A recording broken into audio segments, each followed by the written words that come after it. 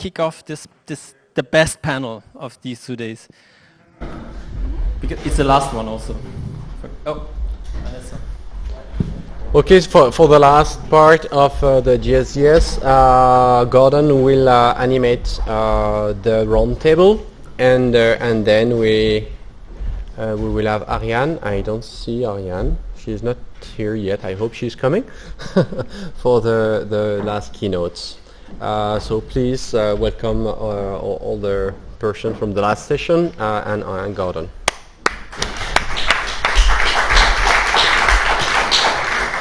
Okay, quick survey. Who came here in for because of intrinsic motivation?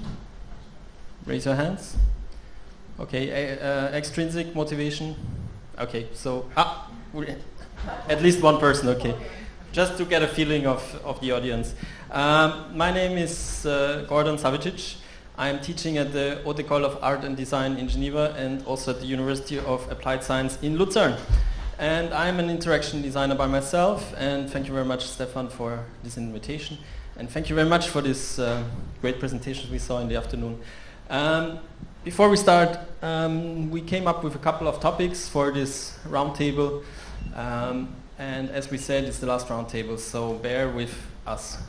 I would like to quote Charles Eames, famous couple designers from the 60s, who said, "Design is a plan for arranging elements in such a way as best to accomplish a particular purpose."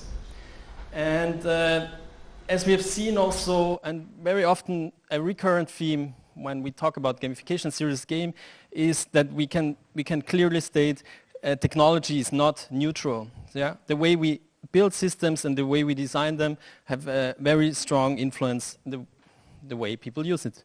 And very often in these discussions also is the question, is gamification, is it a form of manipulation? Do we just treat the users into a belief system? And clearly the answer is neither yes or no. It's really about transparency we give to the user or to the person who is using that system. And also the ability to a person that he or she can opt out of this process. And so the first topic I came up with for this panel was dark patterns, a thing from the past. I don't know if you're aware of dark patterns. It's more or less a thing which is common in the UX world. I think every one of you experienced it at once. If you want to book a flight ticket with a cheap low-cost airline, before you actually can buy this thing, you have to answer lots of questions where you actually say contradictory stuff like, no, I don't want to save money in order to advance, because they bombard you with special offers that you rent the car, etc. And these buttons are very often put into advance, and the opt-out function is like in light gray on a whitish background. So these dark patterns, for me, are brings up this idea of questioning: is there something like ethics in design or in design decisions? And I think that's a snappy question to open this panel. And I also wanted to add that actually, since it's a round table, we have a very straight line here. I would like to open this round table into a magic circle, so the audience is as well invited to make comments, raise questions, and bring yourself into this discussion. C'est parti. Mela? Yeah, okay. As a preparation, I have been trying to solve a dark pattern this morning. I tried to delete a subscription for an app that has been renewing itself for years, and it cost just 6 francs a year, and it always took me longer than 7 minutes to get out of it, so I kind of capitulated, and I did it this morning. It took me maybe 20 minutes, and I'm free now. But it was really interesting and a good way to think, where do these dark patterns occur, also in game. The game worlds, for example, is a lot when you download games that are related with Facebook, or that you have to, give the names of your friends and all those contacts, which is very annoying, but we kind of do it because we want to have these products and we agree to it. And I just realized that one of our master students at the art school is doing a master thesis on dominant game mechanics, and is also strongly connected to me because there are many games that they're not in the dark way, in a way that it's hidden, but they do force you to wait for the games. They force you to use money to buy the structures. They physically hurt you, like, I don't know if you're familiar with Pain Station, for example, but you still want, absolutely you want to play these games. So it's quite interesting, like, what's the agency left with you? What happens with the user, the player, and that the game is kind of the master in this game. I don't know if you have also been thinking about these kind of games. They do address not only sadomaso friendly people, but quite a large number of players. Yeah, I'm not sure if you know the project was an artistic project, the Pain Station, where actually in order to play the thing, it was like an arcade machine, you had to put your hand on a metal surface, and the machine could electrify you or give you some little whips, attacks, or get really hot while you play. But once you take your hand off, it actually stops. Your player dies as well. And this brings me back to the question of like motivation, like extrinsic versus intrinsic. Maybe we can even constate that people are getting more literate also in seeing that these dark patterns exist, and then they are intentionally like ignoring them or detecting them, and that basically this approach of extrinsic motivation, maybe it's a thing from the past. It's a provoking question. Maybe someone wants to add something to this. I'm so glad you addressed this topic. I'm so pissed about illicit content pushing. You know, they are not supposed to design games with banners, but then they negotiate gratuity in exchange of pushing you content that is disturbing, which is not common good sense. I cannot relate really to this. On the other hand, you're fully right. They capture data, behaviors on our behalf without our consent, true consent, and they don't raise our awareness, and they don't even publish their own statistics when they have findings about usage, application usage. So at some point, I'd be really glad if, as a best practice, the community would join and agree to remain fair. And when you engage someone in something, there is always the reverse aspect of the medal, and how people deal with this power, because it's a power that you have a user who gets maybe addicted, who gets maybe pissed, upset, or whatever reaction there is on the other side. And I found it very difficult. Also, I don't know if it's manageable at all if you end up running a system to enable usage of the tool.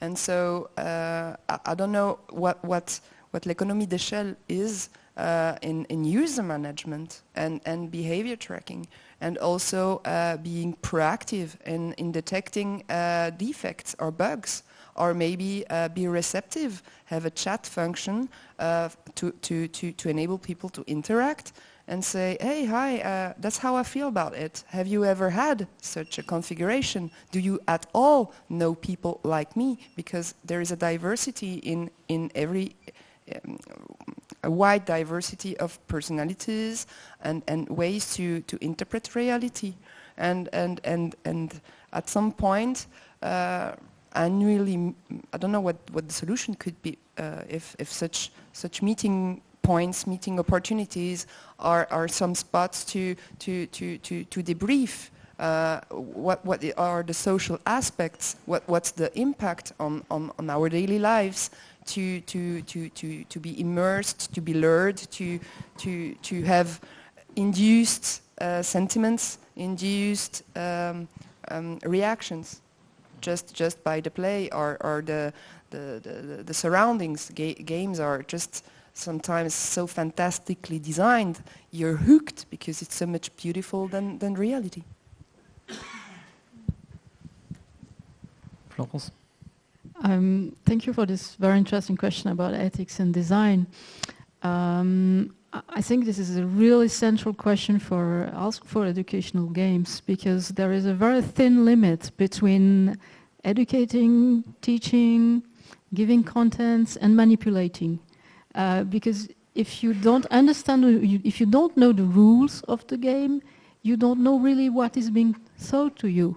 On ne sait pas réellement ce qui nous est enseigné. C'est pas seulement des contenus, c'est aussi des procédures, des mécanismes, des façons de se mouvoir à travers les contenus. Et à mon sens, une forme d'éthique, ce serait de publier de manière ouverte les règles et le fonctionnement du jeu, ce qui est assez rarement le cas quand même, mais que dans un but, si on veut réellement que le jeu puisse être à la fois analysé par l'enseignant, qu'il puisse voir réellement ce qu'il va enseigner avec, il ne faudrait pas seulement qu'il y ait les contenus factuels ou descriptifs qu'on va trouver dans le jeu, mais tous les fonctionnements. Parce que j'y réfléchissais à propos du jeu que Grégory et puis que Julien Bonny avait créé, et Grégory Vautier. On s'est rendu compte au bout d'un moment du jeu qu'en fait la mécanique du jeu allait parfois à l'encontre des objectifs pédagogiques, parce que plus on jouait bien, moins on apprenait de choses et d'informations. Et puis, plus on jouait mal, plus on apprenait de choses, parce que quand on mourait, on avait plein d'infos, on découvrait un tas de choses. Donc là aussi, c'est que peut-être que l'enseignant sache ce qu'induit la mécanique du jeu. Ce que ça produit, ce que ça peut produire chez le joueur. Et à la limite que ce soit discuté et débattu. Mais c'est vrai que c'est encore rarement, on a rarement dans un livret de jeu l'ensemble des règles, leur fonctionnement, la possibilité de les changer éventuellement, d'avoir une modularité qui soit adaptée à l'objectif. Voilà. So yeah, transparency could be one sort of a strategy. Maybe also in your case it was more like adopting a guerrilla tactic, I would say, like by imitating a certain director and a certain genre, kind of subverting your own topic and bringing your message across. So I don't know how you position yourself in between this kind of, as Florence said, it's a very thin line, like where you know when you work with stereotypes, that like even especially when you do it as an institutional project, like using stereotypes can go very, very bad. So I guess for me, a lot of things come down to awareness, and that's also the thing with dark patterns. It's always a question, is it something we need, or is it something that we're abusing? And if we're not talking about it, we will not find the right solution, and that's why we need awareness. If we're talking about dark patterns, or we just talked about the collection of data. For us game developers, it's a crucial thing to collect data, because we need to know how far do players get, when do they get bored, which things do not work in our games. So we do need to collect data. And if we're just only looking at the bad things, and we're just looking at companies that are abusing data collection, then we will also punish people that are doing it the right way. So I guess we need to talk about those things. We need to talk about data collection. We need to talk about dark patterns. We need to talk about loot boxes, for example. So we see both sides of the coin, and people can decide if it's a loot box. Yes. So there was a controversy in gaming where, well, people don't really want to pay for games anymore. So the companies were like, well, okay, we could, for example, do those loot boxes, and you can buy this box and you don't know what will be in there, and then you will get something out of it for the game. And they started to do it in, for example, Overwatch or Battlefront, and people were getting upset because they thought, well, we're paying you all that money and we need to buy those loot boxes. And it was really actually a good thing that we started to talk about that, because on one hand it was hard for the game companies to earn money, because people were like, well, I don't want to pay $60 for a game anymore.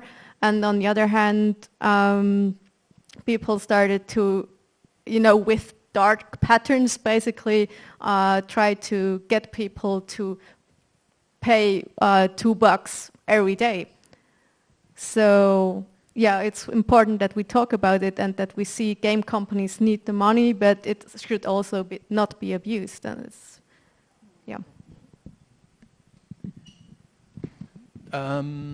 Yep, we have a question. Mathilde, we just wait for your question. Is it it's related relating? to loot Yeah, box, okay. basically. So thanks for... It was related to something said before, so if you have something to say, just say it. Mathilde. Ah, sorry. As you prefer. Alors, Girls first. Mathilde. Oui, non, je voulais peut-être rebondir sur ce que disait tout à l'heure Florence, quand vous parliez de cette idée que quand on donne un jeu, il faut expliquer totalement comment il fonctionne, il faut donner finalement tous les clés de compréhension de comment le système fonctionne derrière. Et ça, c'est un vrai problème en design, et puis c'est aussi une contradiction, parce que ce qu'on va enseigner, c'est souvent qu'un jeu ou qu'une expérience doit être intuitive. On parle aussi beaucoup en ce moment d'économie de l'attention, de cette idée de ne pas perturber trop l'usager. Et en même temps, si on veut vraiment expliquer comment quelque chose fonctionne, on est obligé de passer par des systèmes complexes, par des systèmes qui sont perturbants. Et du coup, c'est un vrai paradoxe, c'est un vrai challenge, en tout cas en design, de trouver ce juste milieu. Comment en dire suffisamment sans accaparer trop l'attention? Alors si je peux répondre, c'était pas de le faire du tout en même temps. Pour moi, c'était que l'enseignant, avant de choisir un jeu qu'il va faire jouer à ses élèves, puisse se renseigner sur son contenu et son fonctionnement. Mais c'était pas du tout pour dire que pendant qu'il joue, il faut qu'il fasse en même temps cette analyse critique du jeu. Ça peut se faire après, dans un deuxième temps. Totalement. Comme on lirait, par exemple, je sais pas, l'analyse critique d'une œuvre littéraire après avoir lu le texte littéraire. Ou un film, on va pas faire l'analyse du film en même temps qu'on regarde le film. Sauf dans certaines écoles de cinéma où on fait tout en même temps, mais on peut tout à fait dissocier les deux moments. Ça, je pense que c'est vrai, comme tu le dis, tu as raison, ça serait impossible de faire tout en même temps et ça casserait la dynamique du jeu, l'intérêt, l'immersion, clairement. Ouais. Would you like to add something now? Yeah, I just wanted to react on the loot box system. Thank you for bringing it and on those dark patterns. I think it's a very important topic. And just want to share a bit of view on this. I think like the loot boxes, for example, you cite Overwatch, which have absolutely no impact on the game because the loot boxes only contain something that doesn't change the game, just change how your character look like, and doesn't change any of the game mechanics. And basically, you feel like that the people want it, so they pay for something which is completely useless except for like showing off. So basically, I think this controversial about loot boxes is something which is very I would say alien from the gaming, because I think it's something which is coming from outside. Some people looking in the gaming world and think, oh, this is bad because this is some kind of hidden lottery system. So they want to tax it as a lottery, like a lottery romande or stuff like that. And I think the controversial comes from there. If you look at the game design and dark patterns, basically a game, and there was a talk at GDC last year on that. Is like a game, basically, the human mind is flawed. We are all sadomasochists. We like to be frustrated. If you don't generate a little bit of frustration, you don't get hooked by the game. And it's very important to give like this sense of frustration, a little bit of frustration all the time. So basically you are rewarded when you don't have this frustration and you get earnings. And it's very important to cultivate that dark patterns in the gaming world, because the games is all about dark pattern. A game that doesn't frustrate you, that doesn't generate emotion, even negative emotion, and even more negative emotion are part of a deal. We are like sensitive beings, and we are like the human mind. If the human mind is flawed, so basically the lottery gets you addicted because you are frustrated each time you lose, which make when you win much more rewarding. And I think it's something like, it's my view. So if you can react on that, because you are all involved in the game design and especially in ethics and politics, for me, it's very important to keep those dark patterns, make the user crave for something and bleed, because it's where you get the hook and you get addicted to the game. And it's often the difficulty when you come with ethics on top of it, oh, it's bad to do that. But basically, okay, you don't do it, but basically you are, people get bored, they get out of the game, and you lose all the positive effects you wanted to get. Can I? Sure. Go for it. I was wondering what type of user game profile you're knowing about, because in people management, in HR, people really struggle with compensation management. So if a gaming attitude shows up that you're rather motivated in quick rewards, or if you're rather tenace and like tricky stuff and find a reward in challenging yourself for yourself, or whatever profile people might have in gaming, do you have a source of information for that? Yeah, of course. I've been playing a lot of online games myself, and where especially I'm interested in the social aspect of it. And you discover, especially in the recent years, in the last 10 years, that it's touched every single part of society. We have people which are young people, so teenagers. We found out that we have people in their 30s, so people which have been gamers in their childhood. But now it's even more impressive because there's people of the elderly population, people in their 50s and their 60s, that they discover gaming, and they just act like a children there.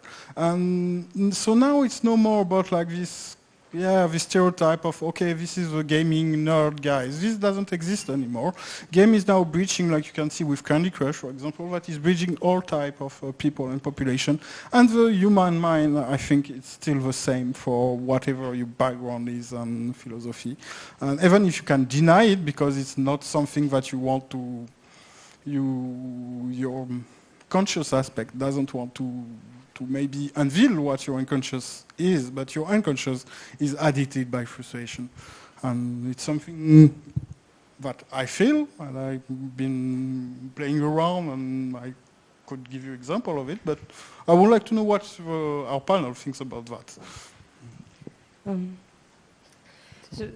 Sur cette idée de la frustration, en fait, il y a quelque chose qui est assez intéressant parce que j'avais lu il y a un petit moment une étude qui montrait qu'on retenait mieux les notes qu'on prenait quand on les écrivait mal.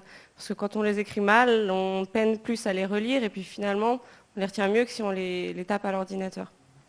Et ça me faisait penser à une game designer avec qui je parlais qui avait fait un jeu pour la sécurité routière et puis elle avait mis l'idée qu'on pourrait demander aux gens de provoquer des accidents dans les intersections dangereuses dans ce jeu parce qu'en provoquant ces accidents, ils auraient finalement une espèce de feedback négatif sur ce qui s'est passé et puis ça leur permettrait de mieux retenir quels sont les types d'intersections qui sont effectivement dangereuses.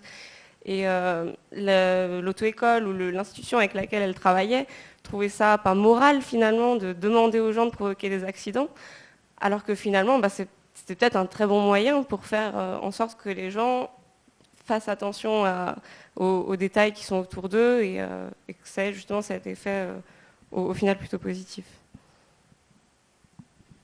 And I think we can come back also to the initial question, a recurring topic which came up in the last 2 days here is like, and especially for the social and politics panel, it's really an important thing, is that how do we actually measure all these things? And this is really something very crucial and something which is very, very complex, I would say, and something which is also really, really expensive because in order to verify how did my kind of set of tools which I applied to a specific user group, a specific marginal group, to a school, to elderly people, how do I quantify this in a way? Because this is very different to all these dark patterns metrics, because there we can, in games, we can measure attendances, we can measure the time which passed and someone didn't find the right thing to click. But in a social system where we have lots of different actors act within, this becomes really, really difficult. And I would like to maybe to ask Vanessa, like, what was in the 2 projects you showed, how did you, well, it's almost at the end, like how can you, what kind of methodology do you use or something in order to verify the success or the efficiency? I don't know what term would be most appropriate for in order to see if your intentions went right. Yeah. Yes, the evaluator talk about effectiveness of the game. So it's a very critical point because include everything, especially when you work with a game that impact on the reality or have some content really related to this. So how you can decide how many points to give to someone for a real life action. So it's something it's very blurred because you cannot judge if it's good or not, if you can be disappointed or it can be rewarding really. So I think as approach so more general, you can just try to give some input and see after what will be the result. I have in mind the Molle Industria, I don't know if you know, yeah. And they just create like simulation in a very real, like McDonald's interactive, no? And after it just, you can be aware of your, of the situation without really knowing behind what is. So this is, maybe this is the way. Of course, you have to measure in terms of also number. And we tried in our project to combine quantitative and qualitative data. So you have the data of the player. So, for instance, the input you have of sensors. So many times sensors being used, or also related to the activity in the building or the weather, for instance. The completed mission, so you know what maybe players like more. And on the other side, we use also like a questionnaire, simple questionnaire. Sometimes at the beginning also, just to know the need, what they want, at the beginning to just to design, and after,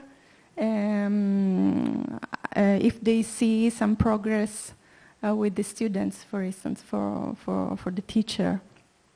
Yes, the best was also to collect some data of before the intervention and after, short term and long term, to see if there is a difference, or maybe doing the same questionnaire to the same people, voluntary people that want to be tracked. But it's very difficult to track a change in the behavior, because there are a lot of things, also the context or the lifestyle. Probably they change, but it's not really related to the game, but just to maybe the communication of the game.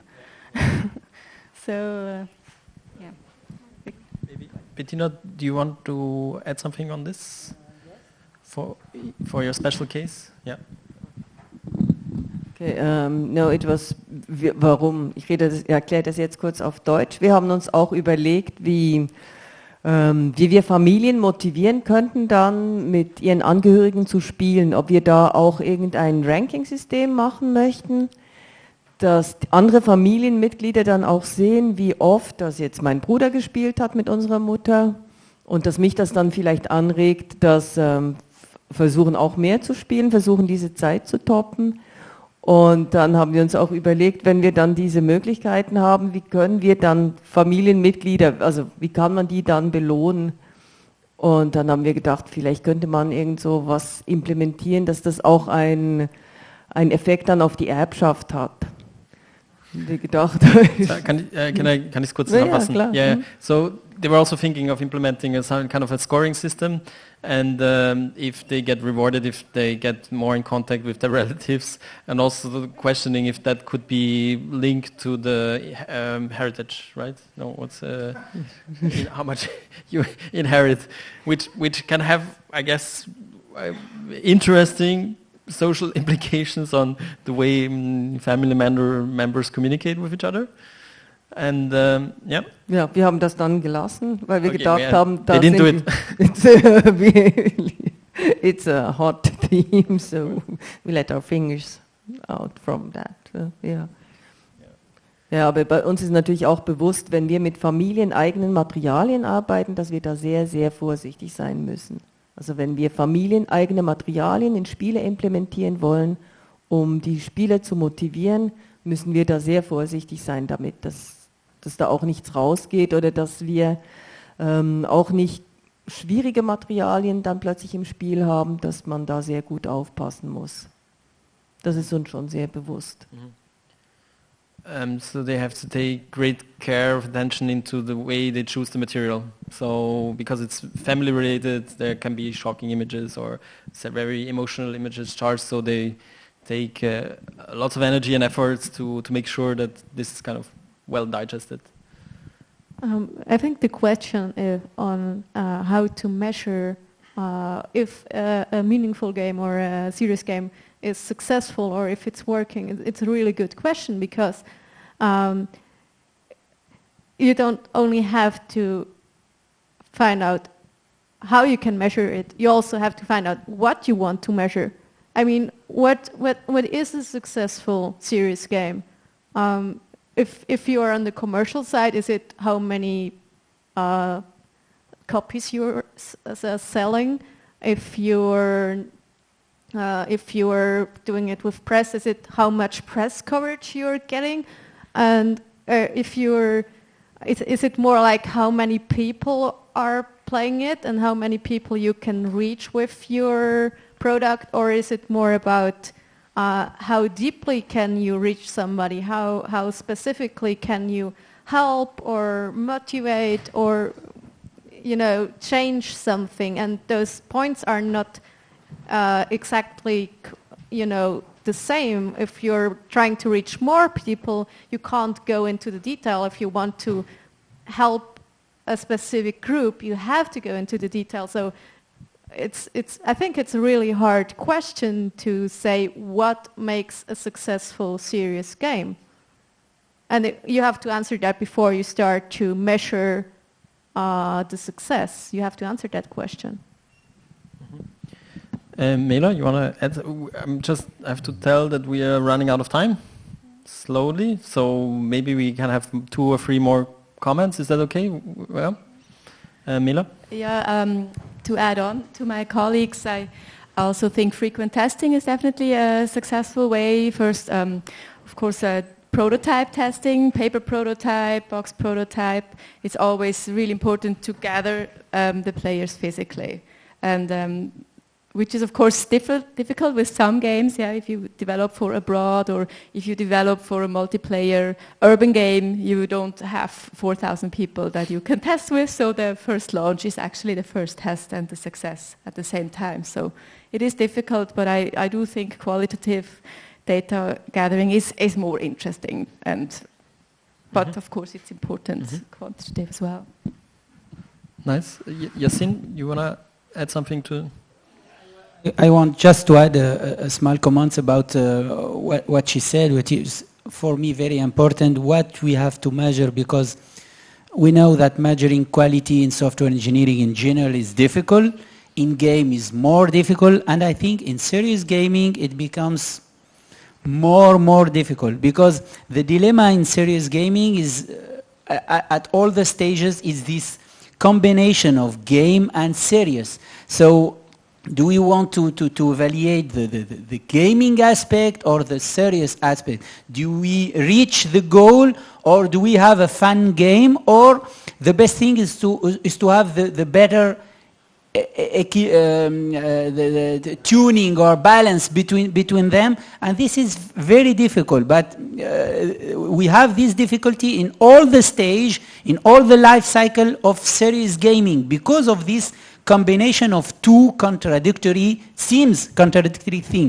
games and serious. That was my comment. Thank you so much. We are almost over time. So we more or less discussed one topic, which of the four proposed. I still want to blend into the second one, which is about markets. And the question was again provoking: is there actually a market out of the labs, out of the academics for projects that are dealing with the social and political space? And I would like to ask just Florence, because your game is about to finish, and you said you had funding. So I guess you have to write the final report at some point, or you're already working on it. And how do you, what do you put in? Do you put in quantitative data, qualitative data? Is there press reception? Is there number of downloads?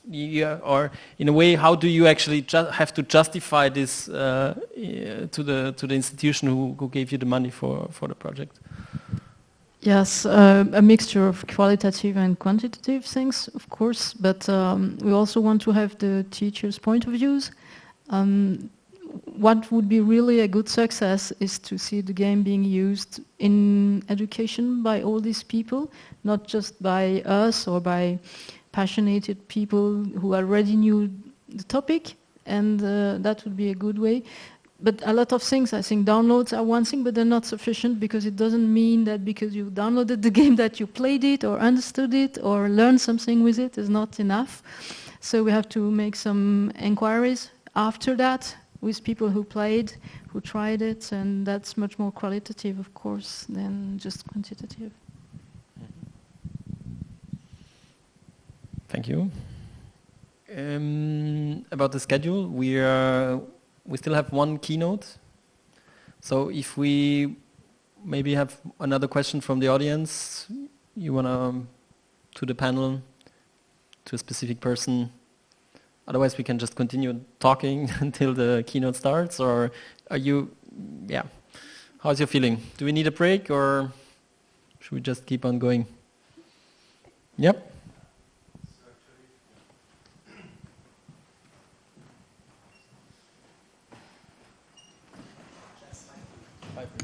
So actually, it's not a real question, but more about remembering that there was a question from Sylvain a few minutes ago, and we didn't get an answer about that. It was about this kind of frustration, which was, or not, the way to get success in the game. So maybe if you can answer his question, because I have to confess that I'm quite interested in getting your opinion around that.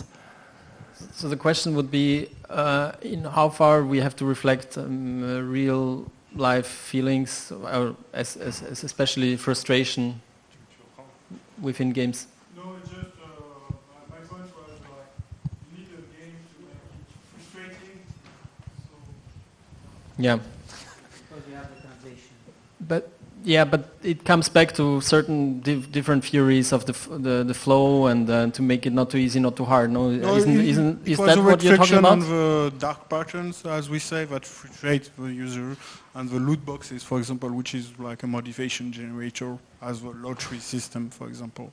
And just to know how do you feel as a game designer to use those dark patterns, making. Yep. Do you have a specific? So I think frustration is just a specific variation of stress. So of course there is a stress is not just negative things, but a good level of stress can challenge you to do the best, because you know maybe you can do more, you can do better, you can solve, you can overcome. And so otherwise become negative, and maybe you can drop out of the game if it's too much. So I think maybe some, in a way, a little of transparent to about this to communicate in the right way. The content of the game is good, like the pain station is in itself is like the title. It's the pain station, so the player know, and it's just play with the resistance, or it's really the point. And but with maybe with a non-entertainment game, like a serious game of gamification, maybe in our case, it's not really stressed at this point of frustration, because like everything's good. You can really less, you can be disappointed. Maybe you can have less points. You have to really to balance, because the player is not really an hardcore player. So maybe this level of stress acceptance is different. And this is just my point of view. Just maybe to comment this, can I? Yeah, Shall I? one last quick one and one last one from the audience, then we really have to cut.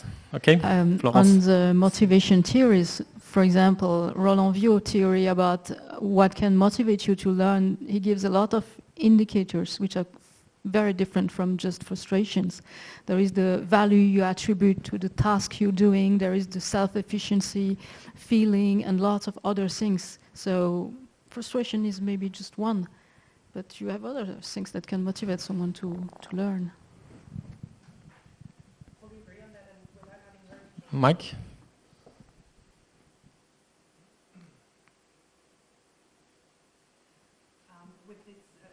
Without having heard the whole discussion, but isn't there maybe a gender topic here also?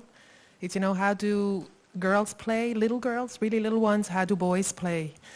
And how much of that is education or parenting, and how much of that is just really different ways of approaching life and gaming? So I think that's just an interesting thing to think about. In the gaming world, there's so many more men, and there's a certain type of game that's predominant.